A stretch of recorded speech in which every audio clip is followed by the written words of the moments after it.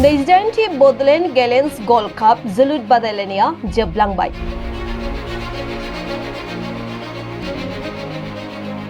नैसे गलनि फारागथियाव champion हरिसिंगा town क्लाबा दुलाराय बर' फरायसा आफाद डिमाकुसि दख'रा आरो डिमाकुसि ओनसोलारि गेलेमु गौथुमनि जथायै बानजायनायाव नैजिदाइनथि बड'लेण्ड गेलेन्स गल्ड काप जोलुर बादायलायनायनि चेम्पियन बिमुंखौ आजावनो हायो हरिसिंगा टाउन क्लाबा। डिमाकुसि जेम्स बेंगा जोलुर गेलेग्रा फोथाराव मिरु एबसुनि बोसोनगिरि बि सोमखोरा बेखेवनाय बे जोलुर बादायलायनायाव एबा दिनैनि जोबथा फाइनाल गेलेनाय डिमाकुसि अर्गेन क्लाब आरो हरिसिंगा टाउन क्लाबनि गेजेराव जानानै थाङो। मोन्नैबो जोलुर हानजानि गेजेराव गोख्रों नारा-नाथा नाजाथाबनायखौ नुनो मोननाय जादोंमोनब्लाबो नैसे गलनि फारागथिजों हरिसिंगा टाउन क्लाबा अर्गेन एफसिखौ फेजेननानै देग्लायनि चेम्पियन बिमुंखौ आवग्रिनो हायो। दैसम बसुमतारी न'नि बर' हेमन्त बर' आरो सायख' स्वर्गियारिया दैदेननाय मेहेरगोनां बे फाइनाल बादायलायनायाव हरिसिंगा क्लाबनि जानानै जतिन सुटिया 3 मिनिटाव गलसे गल सोनायनि उनाव अर्गेन एफसिनि जानानै अमित ठाकुरिया 15 मिनिटाव गलसे गल सोनानै बादायलायनायनि सेथि हाफसिन दोलोखौ गोख्रों लाखियो। बादायलायनायनि नैथि खोन्दोआव हरिसिंगा टाउन एफसिआ महिनां जोलुर गेलेनायनि गेजेरजों अर्गेन एफसिनि गेलेगिरिखौ लोरबांथि खालामना हरिसिंगा टाउन एफसिनि जाना जतिन सुटिया 83 मिनिटाव गलसे गल सोना हानजाखौ देरहासार खालामो आरो देग्लायनि बड'लेण्ड गेलेन्स गल्ड काप जोलुर बादायलायनायनि साबसिन गेलेगिरि बान्थाखौ मोननो हायो हरिसिंगा टाउन एफसिनि जार्सि नं 14 रहित मोसाहारिया। हाबाफारिजों लोब्बा लाखिनानै बानजाय आफादनि खुगा लाइसि सुजु आफादा सुजुनाय खुगा लाइसि बिजाबखौ बेखेवना होयो बिटिसिनि मावफुं सोद्रोमा लोमस्राव दैमारिया। लोगोसे चेम्पियन हानजानो नोगोद रांनि बान्थाजों लोगोसे गंसे सनानि ट्रफिखौ गथायना होयो मोनसे समनि बिटिसिनि बारग' लेङाइ बुंथिगिरि नेरसोन बर' आरो टंला जौमा फरायसालिनि बिबुंग्रा कृष्णकान्त बसुमतारिया आरो बादायलायनायाव जेननो गोनां जानाय दोलोनो बान्थाखौ गथायना होयो अदालगुरि जिल्ला दुलाराय बर' फरायसा आफादनि बोसोनगिरि रमिय कुमार बसुमतारि आरो बेरगाव जिल्ला इउपिपिएल हानजानि आफादगिरि नेरखां खाख्लारि मोनहा। बेराफारसे डिमाकुसि ओनसोलनि गोबां मेलेमजिबिफोरजों लोगोसे जोलुर बादायलायनायनि अनसायगिरिफोरनि रोजा रोजा बाहागो लानायाव देग्लायनि बड'लेण्ड गेलेन्स गल्ड काप जोलुर बादायलायनाया मोनसे गाबगोनां हाबाफारिनि गेजेरजों जोबनानै थाङो। कारण डेम'क्रेसि आनसलिक आफसु आरो लोगोसे जोंनि स्पर्ट्स एस'सिएशना दिनै फैयै फैयै 28 बोसोर जाफैबाय 29 बोसोर जाफैबाय। ओमफ्राय ओनसोलनि गेलेगिरिफोरखौ बिराद बे खेलानि गेजेरजों माने थुलुंगाखांनाय होनाय जादों आरो लोगोसे जोंनि मुंख्लंफोरनि मुंखौबो गोजोरै लाखिनो हादों बेनि गेजेरजों। जों आसा खालामबावदों कमिटिखौ जों खावलायबावदों जोङो जास्ट खेलाखौ बे खेला होनायनि गेजेरजों जाहाथे फैबाय थानाय गथ' गथायफोरखौ मोनसे ट्रेनिंनि बेबस्था खालामनानै होयो। जोङो बांसिन प्रडाक्सननि गेजेरजों जों थांनांगोन जोङो प्रडाक्सन नांगोन अब्लासो जोङो भबिष्यत जोङो माने मोजां गेलेगिरि जों मोननो हागोन। ओंखायनो ट्रेनिं सेन्टार गेलेनायजों लोगोसे जोङो माने उन्दै उन्दै फंबाय बिनानावमोनखौ एकदम ट्रेनिं सेन्टार खुलिनांगौ। ओंखायनो जोंनि बे उदालगुरि जिल्लायाव गोबां इभेन्ट्सआव जों दासिमबो मोजां रोखोमै दावगानो हायाखै। ओंखायनो मोनसे सिस्टेमनि गेजेरजों थांब्ला जों दावगानो हागोन। जेरै जोंहा बिराद टेलेन्ट दं बक्सिं बेयाव बिराद मोजां खालामगोन आर्सारियाव मोजां खालामगासिनो दं आरो लोगोसे जोंनि बक्सिंआवबो बिराद मोजां खालामगासिनो दङ। फुटबलावबो हागोन खिन्थु फुटबलफोराव जोंनि बे जितु ट्रेनिंनि बेबस्था बिराद खम जानायखौ जों नुनो मोन्दों। जा जोंनि खेला पार्टि दोननांगौ खिन्थु ट्रेनिंनि बेबस्थाफोरा बिराद खम जादों। ओंखायनो आं खावलायदों जेनेबा मोनफ्रोमबो जोंनि स्टरनि जायफ्रानोखि गेलेनायखौ दैदेनबाय थायो जों खावलायहरदों बिथांमोना ट्रेनिंनि बेबस्था लायो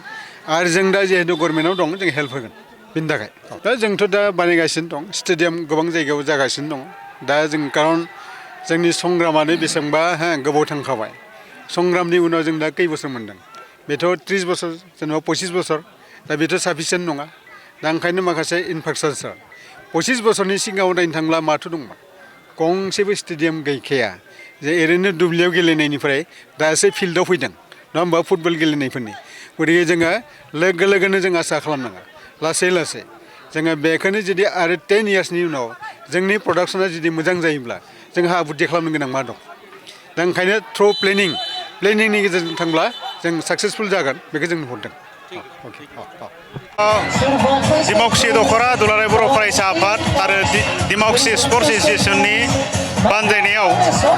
थांनाय 15 नभेम्बरनिफ्राय खुंनाय बे 28थि Bodoland games gold cup football टुर्नामेन्टआ दिनै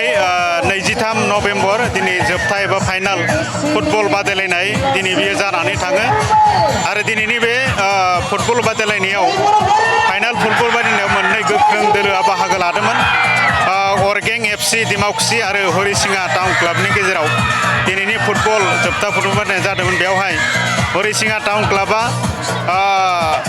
2 आरो अरगें क्लाबा गलसेयाव हरिसिङा टाउन क्लाबा देरहानो हायो बे फाइनाल गेमाव आरो बे फाइनाल गेमाव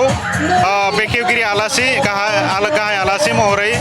जोङो हांख्रायदोंमोन दुलाराय बर' फरायसा आफादनि मानगोनां आफादगिरि दिपेन बर' बिथाङा दा बिथाङा गोबां एंगारस'हायै खामानिनि थाखाय मिरु एबसुनिनो बोसोनगिरि मानगोनां बिथां बि सोमखोर बिथाङा फैनानै दिनैनि फाइनाल फुटबल बादायलायनायखौ बिथाङा बेखेवनानै होफैयो आरो बे 28थि बड'लेण्ड गेम्स गल्ड काप फुटबलजों लोब्बा लाखिनानै बानजाय आफादजों दिहुनजानाय जे माउथ पिस बेखौ आलासि महरै हांख्रायनाय बायदि बाहागो लानानै बेखेवनानै होफैयो बिटिसिनि मानगोनां लोमस्राव दैमारि बिथाङा आरो गोबां जोंनि गोजोननि थाखाय फारौ आरो बिलन बिरहोगिरि हांख्रायनाय बायदि आलासि बिथांमोनाबो बाहागो लाफैनानै दिनैनि जोबथा फुटबल बादायलायनायनि जि मोनफ्रोमबो हाबाफारिफोरखौ बिथाङा जाफुंसार होफैयो आरो बे 28थि Bodoland games cup football tournament खुंनायाव जायफोर दिनै बानजाय आफादनि चेयारमेन मानगोनां बिथां गौतम शर्मा वर्किं चेयारमेन मानगोनां बिथां सनाराम बसुमतारी आरो जोंनि बानजाय आफादनि साफ्रोमबो गुबुन बिबानगिरि मानगोनां बिथांमोनाबो मैखोमै बाहागो लानानै जोंनि बे 15 अक्ट'निफ्राय जानानै दिनै 23 अक्ट'सिम जानाय बे फुटबल बादायलायनायखौ मोजाङै खुंफुंनो थाखाय बयबो नांथाब नाजानानै खुंफुंनाय जायो आरो बे Bodoland games gold cup football टुर्नामेन्टखौ जोंनि जायफोर बिर जोहोलावजो बिथांमोना हारिनि थाखाय सोमावसारनायाव बाहागो लानानै मुंख्लं जालांबाय बिथांमोननि मुङाव बे गेम्स कापखौ होनाय जायो आरो जागायनायनिफ्राय जोबजासिम साफ्रोमबो रायजो राजा मेलेमजिबि बिथांमोनाबो बाहागो लानानै जाफुंसार होबाय आरो जायफोर दिनै बे गेम्स गल्ड काप फुटबल टुर्नामेन्टखौ खुंफुंनायाव राङारि मददथि बयनिबो जायफोर दिनै बेवहाय मदद होबाय बिनि थाखाय आङो बानजाय आफादनि लिंथुमगिरि जानानै साफ्रोमनोबो आं साबायखर बावदों आरो फैबाय थानाय समावबो बेबायदिनो बे गेम्स कापखौ खुंफुंनायाव बयबो मदद आरो हेफाजाब होलांबाय थागोन आं बेखौ दिनैनि नोंथांमोननि चेनेलनि गेजेरजों आङो बयखौबो खावलायहरदों आरो जोबथारनायाव 15 अक्ट'निफ्राय जागायनानै दिनै 23